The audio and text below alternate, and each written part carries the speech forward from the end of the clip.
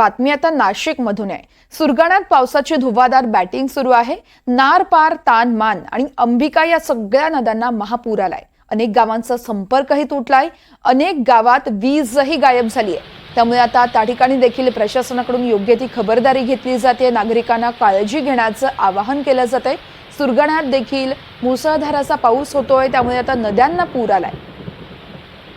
या संदर्भात निलेश वाघ आमचे प्रतिनिधी आपल्याला अधिक माहिती देत आहेत। निलेश, आपण पाहतोय सुरगाण्यात मुसळधार पाऊस झालाय, अनेक गावांचा संपर्कही तुटलाय, नेमके काय अपडेट्स मिळत आहेत?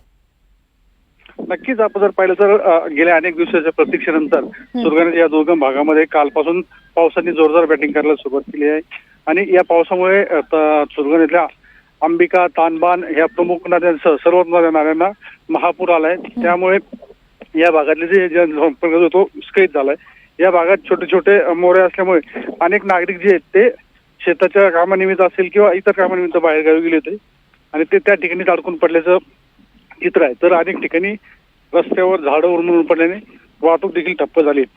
मात्र असं असलं तरी या पावसामुळे परिसरातील धरणाची पाणी क्षमता जी आहे ती वाढण्यास मदत होणार आहे आणि त्याचबरोबर भात लागवडीला देखील वेग येणार आहे। निश्चितच त्यामुळे आता कुठेतरी हा पाऊस नाशिककरांना अर्थातच सुरगाण्यामधील नागरिकांना दिलासा देणारा ठरेल असं देखील म्हणायला हरकत नाहीये। तुर्तास धन्यवाद निलेश, आपण दिलेल्या माहितीसाठी।